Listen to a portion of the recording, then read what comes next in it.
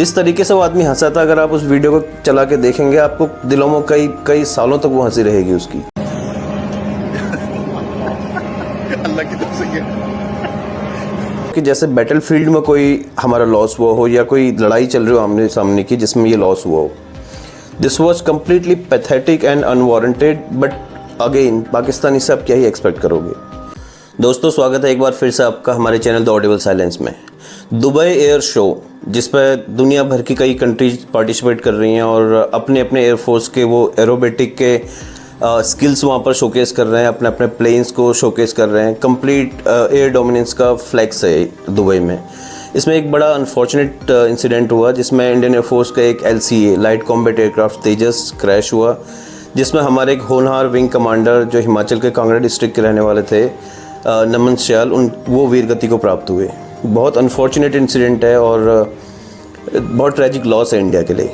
ये ऐसे समय में हुआ जब ऑलरेडी स्पेकुलेशन चल रहे थे, हम उस पर आएंगे आगे, कि तेजस में से ऑयल लीक रिपोर्ट किया था। जो पाकिस्तानी रिपोर्टर्स ने बहुत वाइड स्प्रेड डीप एस्टेब्लिशमेंट है, वो लोग शायद पॉलिटिसाइज्ड हैं या रेडिकलाइज्ड हैं, बट आई फील दैट उनके जो आम जनता, उनके प्रोफेशनल सब ऐसी हैं। जिस तरीके से वो आदमी हंसा था, अगर आप उस वीडियो को चला के देखेंगे आपको दिलों में कई सालों तक वो हंसी रहेगी उसकी।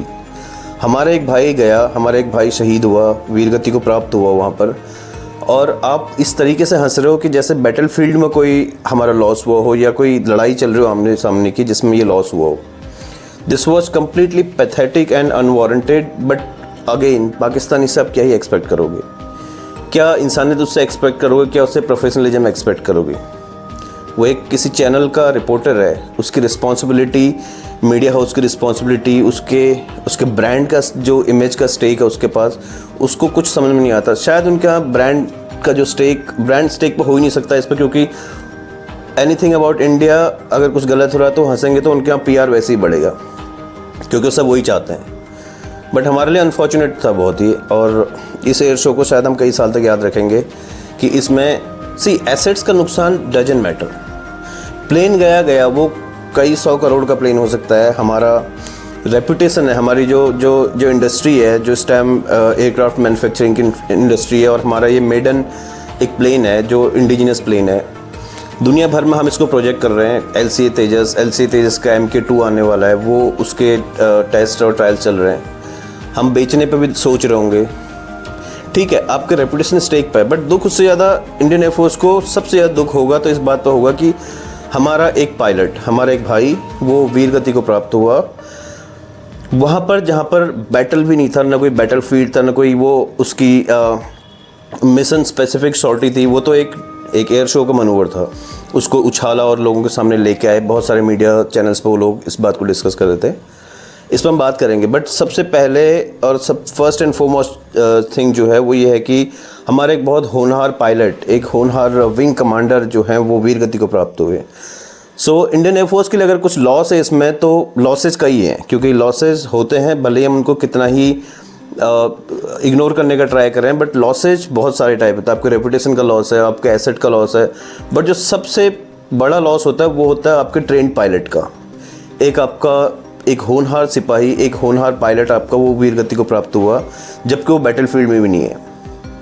ये एक बड़ा अनफॉर्चुनेट सा इंसिडेंट था, बट इस इंसिडेंट में एक चीज़ जो सबसे ज़्यादा चुभी, शायद इंसानियत जिसके अंदर होगी उसको चुभेगी, कि एक पाकिस्तानी रिपोर्टर ने जिस तरीके से हंसते हुए उस इवेंट का मजाक बनाया, जिस टाइम प्लेन अपने नेगेटिव G टर्न मनूवर में था, जिसमें नेगेटिवली उसका नोज डाउनवर्ड होता है और वो ग्राउंड की तरफ आ रहा था, और वो वापस क्लाइम नहीं कर पाया। प्लेन का डायरेक्ट इम्पैक्ट हुआ ग्राउंड पे और वो पूरा एक्सप्लोड हो गया, बिल्कुल फायरवॉल में बदल गया। It was a tragic accident. जो भी उसके पास होगा, जो भी देख रहा होगा, वो डरा होगा, उसको दुख होगा, क्योंकि बहुत बड़ा लॉस है। बट पाकिस्तानी बीइंग पाकिस्तानी, वो हार्टलेस लोग हैं, और इससे समझ में आता है कि वो लोग, हम जो बहुत बार बात करते हैं कि वहाँ की जनता ऐसी नहीं है, सिर्फ पाकिस्तान का जो डीप एसेट्स हैं, जो डीप एस्टेब्लिशमेंट है, वो लोग शायद पॉलिटिसाइज्ड हैं। इससे पहले एक न्यूज़ जो थी पाकिस्तान मीडिया ने पूरी दुनिया भर में फैलाई थी कि दुबई के जो एयरपोर्ट पे इंडियन एयरफोर्स का LCA तेजस खड़ा था, उसमें ऑयल लीक था। उस ऑयल लीक की वीडियो बनाई, उसको एडिट किया एआई से, उसको और मॉडिफाइड किया और उसको फोर्ज बना के पूरी दुनिया भर में स्प्रेड कराया कि हमारा प्लेन से ऑयल लीक हो रहा है, हाइड्रोलिक ऑयल लीक हो रहा है। और शायद इस एजेंडे को, इस नैरेटिव को दुनिया भर में आप फैलाएंगे कि हमने शायद अपने पायलट की सेफ्टी को इग्नोर किया और हमने सेम मॉल फंक्शन प्लेन उड़ने को ओके किया और एज द रिजल्ट ये इंसिडेंट हुआ, ये ट्रेजेडी हुई है। बट ऐसा नहीं है, क्योंकि आप एविएशन एक्सपर्ट्स की रिपोर्ट देखो। सबसे पहले तो इंडियन एयरफोर्स की रिपोर्ट है, वो बोलते हैं कि ये ऑयल लीक नहीं था और इट मेक्स सेंस, क्योंकि एयरफोर्स, किसी को भी अगर लगता है कि इंडियन एयरफोर्स इतनी अनप्रोफेशनल है कि एक एयर शो में प्लेन उड़ाने के लिए उस प्लेन को भेज देगी जिसका हाइड्रोलिक ऑयल लीक हो, सवाल ही नहीं हो सकता। आपको या तो इंडियन एयरफोर्स का प्रोफेशनलिज्म नहीं पता, या आपको उनकी जो इन डेप्थ नॉलेज है इन चीज़ों में, उन पर आपको डाउट है।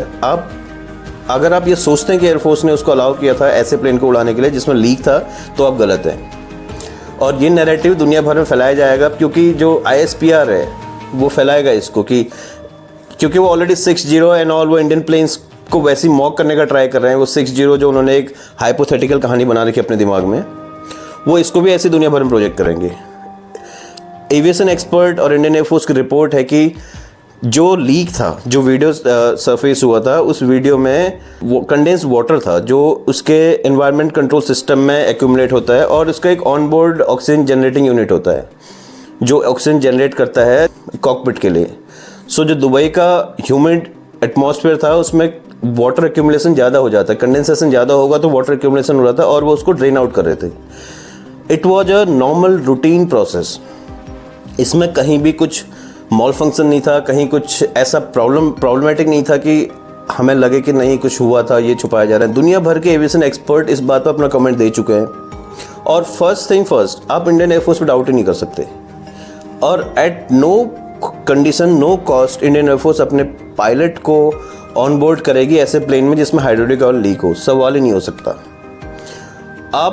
मैं इस बात को मान ही नहीं सकता, ना ही मेरे जैसे 140 करोड़ हिंदुस्तानी मानेंगे कि ये प्लेन अगर उसमें हाइड्रोलिक ऑयल लीक था और जो अपने एयरफोर्स के ऑफिसर्स थे उन्होंने अलाउ किया होगा। नहीं हो सकता, 100% नहीं हो सकता।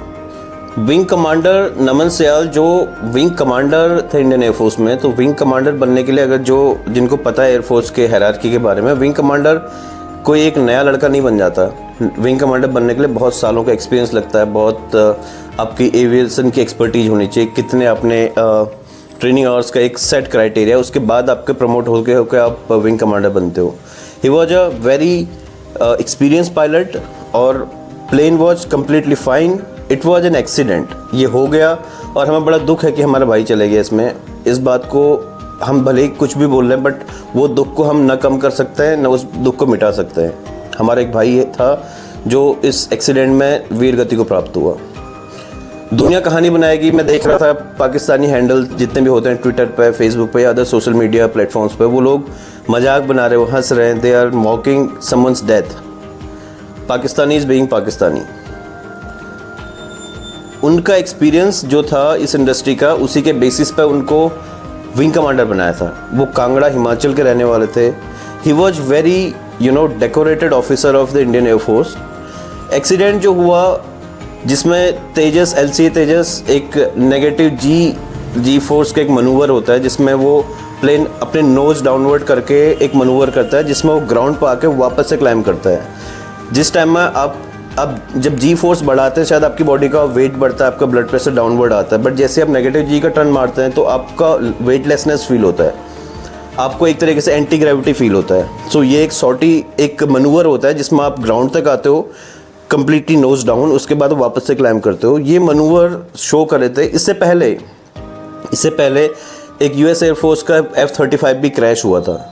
There was no noise about that, क्योंकि PR मिलेगी इंडिया से रिलेटेड न्यूज़ से ना, क्यों इंडिया को मॉक करना है, इंडियन प्लेन्स के बारे में नेगेटिव फैलाना है, इंडियन पायलट्स की स्किल्स के बारे में कुछ बोलना है, और इंडिया के बारे में भी कुछ बोल दो तो पाकिस्तान में तो आपको PR मिलेगी। आपको आपका न्यूज़पेपर हो, आपका सोशल मीडिया हैंडल हो, आपका YouTube चैनल हो, कुछ भी हो, आप हिंदुस्तान को गाली दो, आप फेमस हो पाकिस्तान में। वही उन लोगों ने किया, completely inhuman.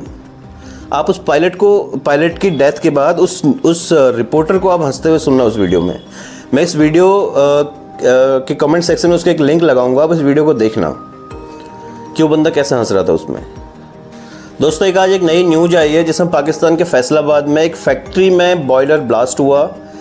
As the result 20 से ज़्यादा लोग मारे गए हैं और अराउंड 20 से 30 के बीच लोग घायल हुए हैं, उनको शायद हॉस्पिटल लेके गए हैं। ये ब्लास्ट जो कहा जा रहा है, पाकिस्तानी जो ऑफिशियल्स के जो स्टेटमेंट है उसमें बोला जा रहा है कि ब्लास्ट एक फैक्ट्री के बॉयलर में हुआ। Boilers are prone to blast. Boiler is very dangerous, अगर वो फटता है तो वो अगर फटेगा तो पूरी बिल्डिंग को उड़ा के ले जाएगा। हो सकता है ये एक ब्लास्ट ऐसे हुआ हो, बट सी अगर आप जानते हैं पाकिस्तान की इंटरनल इंसर्जेंसीज के बारे में तो आप कुछ और इस पर किसी और लोगों का हाथ होने की बात से भी मना नहीं कर सकते। क्या पता क्या हुआ हो, क्योंकि पाकिस्तानी जो ऑफिशियल स्टेटमेंट है उसमें बोला गया कि बॉयलर है, बट पाकिस्तानी ऑफिशियल स्टेटमेंट में तो ये भी बोला जाता है ना कि हिंदुस्तान के 6 प्लेन गिरा दिए, 7 गिरा दिए, 9 गिरा दिए, 11 गिरा दिए। सो उनके ऑफिशियल स्टेटमेंट कुछ नहीं होते, जो आर्मी बोलेगी वो बोला जाएगा। ज़्यादा होगा तो DGSPR एक फॉर्म करके दे देगा, एक टेम्पलेट कि भाई ये न्यूज़ छापनी, ये छाप दो, सब जगह वही छपेगी। ट्रेजिक इंसिडेंट है ये भी, 20 लोगों की डेथ हुई है, बहुत सैड न्यूज़ है, नहीं होना चाहिए। But again I cannot deny the fact कि उसमें किसी और का हाथ ना हो। बहुत चीज़ें पॉसिबल पाकिस्तान के अंदर, उनका इंटरनल जो फॉल्ट लाइन्स हैं वो इतनी ज़्यादा वाइडन हो गई हैं कि पाकिस्तान शायद किसी दिन बट ही जाएगा 3-4 हिस्सों में। इनके खुद के हालात ऐसे अंदर, खुद उनके यहाँ जान की कोई कीमत नहीं है। 20 लोग मर गए, they don't even give a dam, मर गए। उनको चाहिए कि हम दुबई एयर शो में पहुँचें और हिंदुस्तान के एक पायलट जिनकी जो वीरगति को प्राप्त हुए हैं उनको हम गालियाँ दें, उनके लिए मजाक बनाएं, उनके लिए हंसें। आप लाफिंग वाले इमोजी देखना इसमें पाकिस्तान से कितना है, उनके कमेंट देखना। फिर हम कैसे मान लें कि पाकिस्तान के आटे की लाइन में खड़ा हुआ जो अब्दुल है वो अच्छा है, वो बंदा इनोसेंट है और बस पाकिस्तान में आसिम मुनीर ही ख़राब है। पाकिस्तान की गली गली में रेडिकलाइजेशन है, पाकिस्तान की गली गली में हिंदुस्तान के खिलाफ नफरतें भरी पड़ी हैं। कब तक मान लें हम इस बात को कि पाकिस्तान से जो भी हो रहा है ये पॉलिटिकल है और वहाँ की जनता अच्छी है, जनता जो सब जगह अच्छी होती है। हम इतने अच्छे नहीं हैं कि हम आपकी जो ISPR की फैलाई हुई बकवास में बेवकूफ़ बन जाए। इस न्यूज़ के बाद कई चीज़ें जियोपॉलिटिकली अगर आप देखोगे तो कई पॉसिबिलिटीज़ हैं इसमें। कई चीज़ें ऐसी हैं जो शायद डायरेक्ट नहीं कही जा सकती, या कुछ डाउट्स ऐसे होते हैं जो आप बस सोच सकते हैं, आप बोल नहीं सकते डायरेक्ट, क्योंकि आप जानते हो कि हो सकता है ऐसा हो, बट नो एविडेंस नथिंग। आपका दिल जानता है कि कोई अज्ञात आदमी तो होगा वहाँ।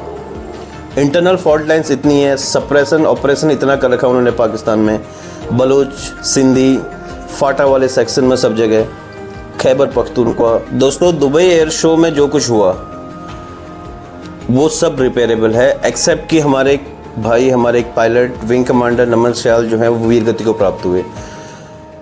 हमारी ब्रांड वैल्यू में शायद कुछ न कुछ आँच आई होगी, हमारी ब्रांड वैल्यू भले ही टार्निश होगी हो, still it is repairable. Plane का लॉस हुआ है, इट इज़ अचीवेबल, हम नए प्लेन बना लेंगे, नए खरीद लेंगे। बट सबसे बड़ी दुख की बात होती है the loss of life. It is not repairable, it is not retrievable. जो हमारे ट्रेन पायलट चले गया, जो एक घर का दिया बुझ गया, शायद अब उसको न कोई एयर शो, न कोई गैलेंट्री अवार्ड, नथिंग, कुछ भी वापस नहीं कर सकता। वो लॉस हुआ है और वही सबसे बड़ी दुख की बात है हमारे लिए। हम विंग कमांडर नमन सयाल की आत्मा की शांति के लिए प्रार्थना करते हैं और हम आपसे मिलेंगे अपने अगले वीडियो में। जय हिंद।